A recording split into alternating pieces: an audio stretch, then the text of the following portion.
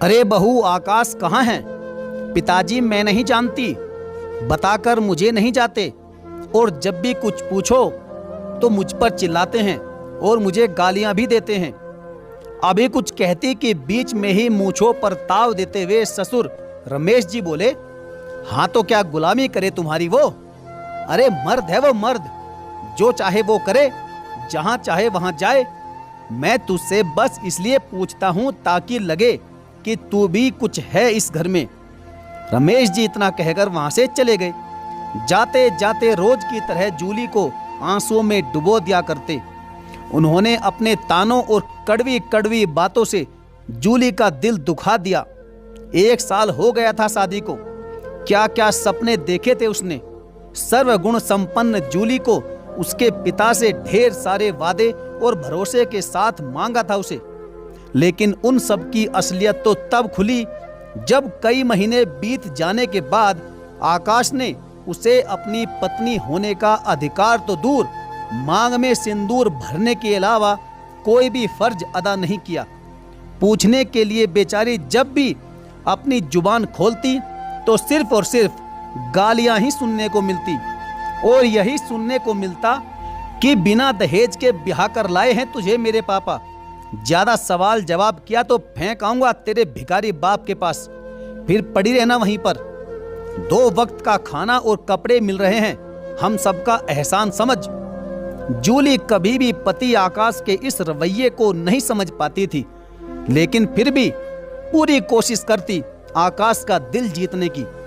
उसकी हर छोटी छोटी जरूरत का पूरा ध्यान रखती थी बेचारी। अपने पति के दिल में थोड़ी सी भी जगह बनाने की कोई भी कोर कसर नहीं छोड़ना चाहती थी। इसलिए उसके रूखे व्यवहार को इस विश्वास के साथ सहती जा रही थी कि एक दिन भगवान सब ठीक कर देंगे, सब अच्छा हो जाएगा। एक दिन आकाश उसके महत्व को जरूर समझेगा। मगर उस दिन वो पूरी तरह टूट गई जब आकाश अपने साथ किसी लड़की को लेकर न केवल घर में बल्कि उसके सामने ही उसकी कमर में हाथ डाले उसके बेडरूम में बड़ी ही बेशर्मी से जाने लगा। बेचारी ससुर जी के पास भागती भागती गई और सारी बातें ससुर जी से कही तो ससुर रमेश का जवाब मिला कि ये क्या कह रही हो बहू तुम? अरे यह तो बड़े घरों की शान है, और मेरा बेटा तो अभी अभी जवान हुआ है। अरे वो एक मर्द है, सच्चा मर्द। अरे एक से उसका क्या होगा? और फिर बेशर्मों की तरह खी करके हंसते हुए अपने कमरे की तरफ बढ़ गए। वैसे मरती तो वह बेचारी रोज ही थी, लेकिन आज वह बस मरी नहीं थी, लेकिन जिंदा भी नहीं थी। मगर यह सब देखकर भी लाचार और बेबस थी। तभी नौकरानी की आवाज सुनकर उसका ध्यान टूटा। वह नौकरानी उस घर की नौकरानी कम और जूली की सहेली ज्यादा थी। हर दुख और तकलीफ, हर दर्द को उसके बिना कहे ही समझ जाया करती थी। जब भी वह अकेले होती तब उसे सहारा देती और कहती कि बीवी जी इतना भी मत सहो। जूली कहती कि रीता, बड़े घर की बहू जो हूं, सहना तो पड़ेगा ही। और रही पति की बात, तो वह सरासर गलत है, और इसमें गलती उनकी नहीं बल्कि गलती उनकी परवरिश की है और विरासत में मिली उनके बाप की दौलत की है। लेकिन रीता, कितना भी कुछ भी हो, लेकिन मन में पता नहीं क्यों एक उम्मीद है कि एक दिन आकाश जरूर बदल जाएंगे और एक दिन सब ठीक हो जाएगा। रीता जूली की तकलीफ समझती थी, इसलिए उसे समझाती रहती थी, लेकिन अपनी हद में रहकर, क्योंकि वह जानती थी कि ज्यादा बोलने पर अगर उसने कोई कठोर कदम उठा लिया तो उसकी नौकरी चली जाएगी और उसके छोटे छोटे बच्चे भूखे मर जाएंगे। लड़कियों को घर में लाना, अय्याशियां करना धीरे धीरे आकाश की जिंदगी का ये एक हिस्सा बन गया था।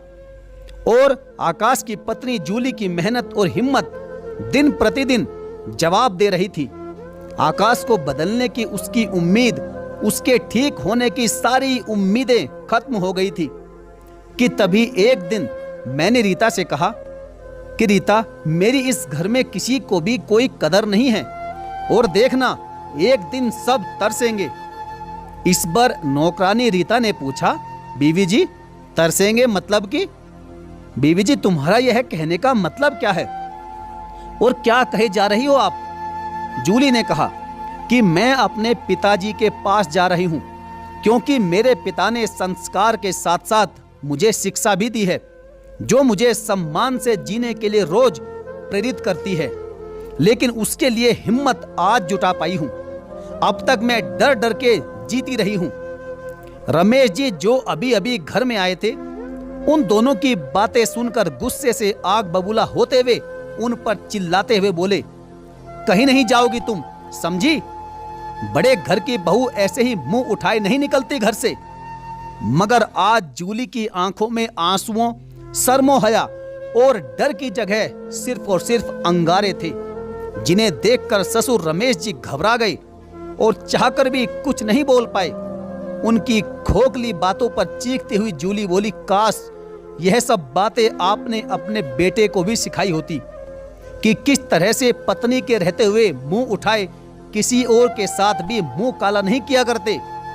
संस्कार तो आप अपने बेटे को दे नहीं पाए, लेकिन हो सके तो उसे अच्छा इंसान ही बना दीजिए ताकि उसका भविष्य आपके जाने के बाद अंधकार में ना हो। और हाँ, बहुत सारी औरतों के साथ सोने से मर्द नहीं बन जाता। अरे मर्द तो वह होता है जो कि अपनी जिम्मेदारियों को समझे, और इस तरह से आपका बेटा मर्द नहीं बल्कि एक नामर्द है, क्योंकि भले ही वो कई औरतों और लड़कियों के साथ सो चुका हो, लेकिन अपनी पत्नी को पत्नी का सुख नहीं दे पाया, तो फिर वो कैसा मर्द? जूली नागिन की तरह आज फुंकार रही थी। उसकी फुंकार ने उस बड़े घर की खोखली दीवारों की धज्जियां उड़ाकर रख दी थी। वह इस घर से जा रही थी कभी न वापस लौटने के लिए। लाख चाहकर भी उसे रोकने की हिम्मत आज कोई भी नहीं जुटा पाया, क्योंकि रमेश जी भी अच्छी तरह से ये जानते थे कि अपने बेटे के जीवन को बर्बाद करने के जिम्मेदार सिर्फ और सिर्फ वही हैं। बेटे को सही ढंग के संस्कार न देने का एकमात्र कारण वही हैं। रमेश जी यह सोचकर अपने बिगड़ैल बेटे के लिए बहू लाए थे कि अपने बेटे के बिगड़ने का सारा दोष उसकी पत्नी जूली पर मढ़कर खुद हर पाप से मुक्त हो जाएंगे। सचमुच साथियों, अपने बेटे को सुधारने के लिए किसी और की लड़की की जिंदगी बर्बाद ना करें।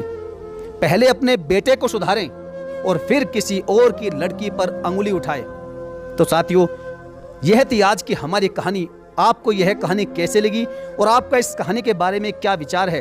आपकी जो भी राय हो आप कमेंट बॉक्स में जरूर लिखा करें। और हाँ, यदि आपने अभी तक हमारे इस प्यारे से चैनल को सब्सक्राइब नहीं किया है तो सब्सक्राइब करके बेल आइकन को जरूर से जरूर प्रेस कर लीजिएगा। तो चलिए साथियों, मिलेंगे फिर और किसी बेहतरीन और लाजवाब कहानी के साथ। तब तक के लिए धन्यवाद। जय हिंद।